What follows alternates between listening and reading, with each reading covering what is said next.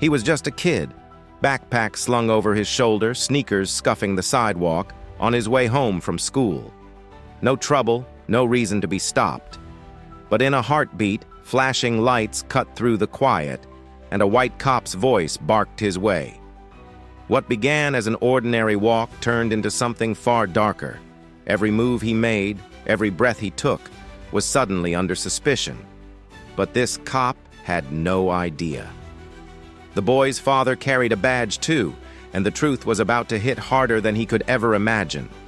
Malik was 14, a quiet kid with a love for sketching superheroes in the margins of his school notebooks. Every afternoon, he walked the same 3 blocks home, past the corner store where the cashier always waved, and down the tree-lined street that led to his front porch. It was his safe space, a routine so familiar it felt unshakable. That day, the autumn air was crisp, and the sound of leaves crunching under his sneakers made him smile. But as he turned onto Pine Street, a slow-rolling police cruiser appeared behind him. The hum of the engine grew louder following his steps. He didn't know it yet, but this short walk was about to become the longest, most terrifying journey of his life. Malik's steps quickened, but the sound of the cruiser's tires hugging the curb matched his pace. He glanced over his shoulder.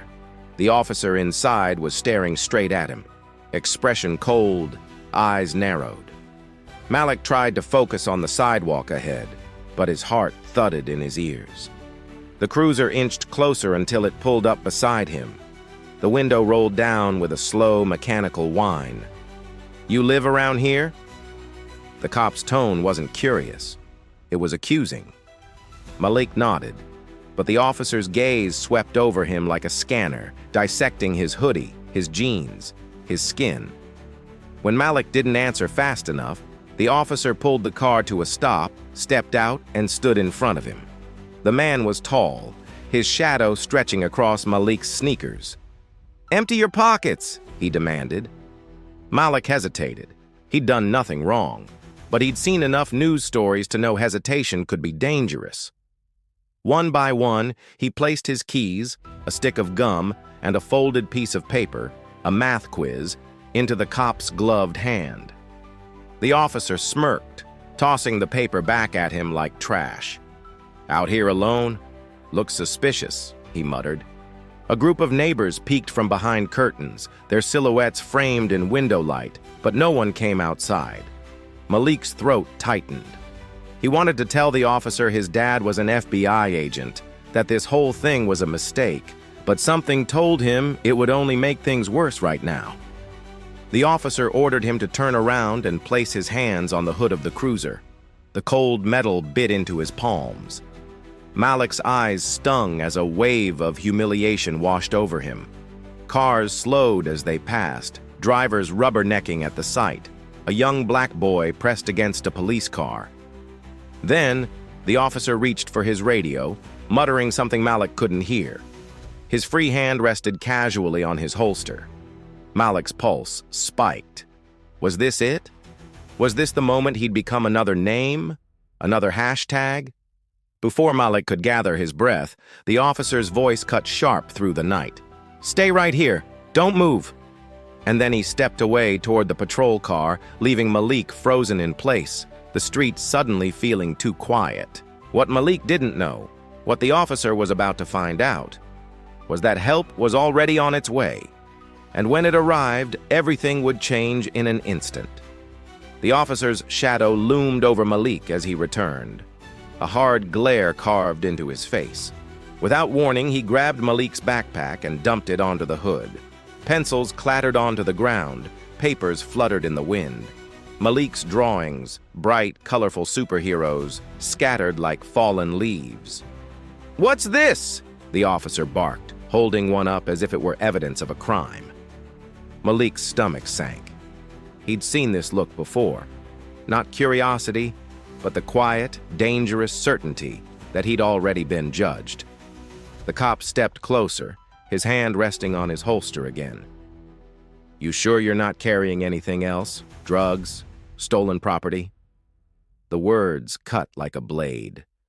Malik shook his head, but his voice caught before he could speak. Time slowed.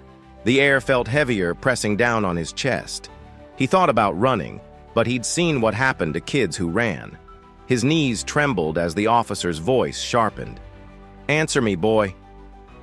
Malik's lips parted, but before he could speak, another sound split the night, a deep, commanding voice from behind. "Step away from my son." The officer stiffened. Turning, he saw a tall man in a dark suit, badge glinting under the streetlight. The man's eyes were steel, his presence radiating authority. Malik's father. The silence that followed was thick, electric. The officer's hand slipped from his holster, but it was too late. The street had already changed. Doors opened, neighbors stepped out, and somewhere a phone camera was still recording. Malik locked eyes with his father, 1,000 unspoken words between them.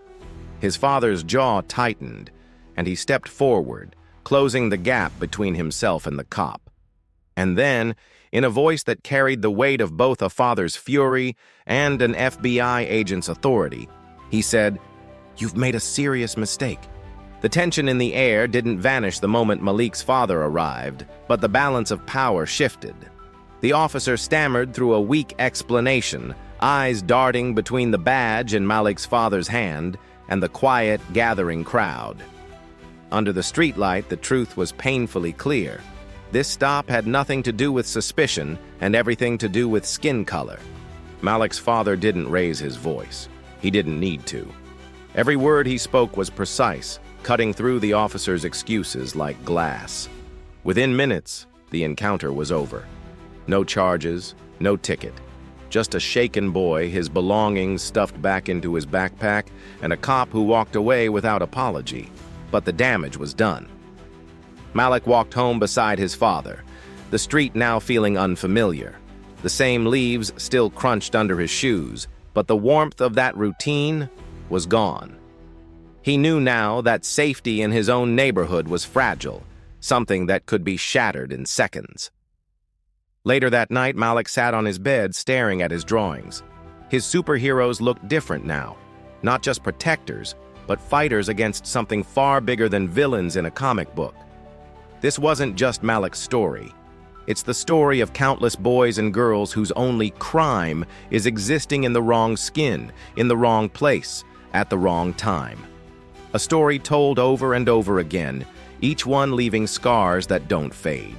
So the question remains, how many more Maliks will it take before justice isn't a privilege but a promise? And when that day comes, will we recognize it, or will we be too late?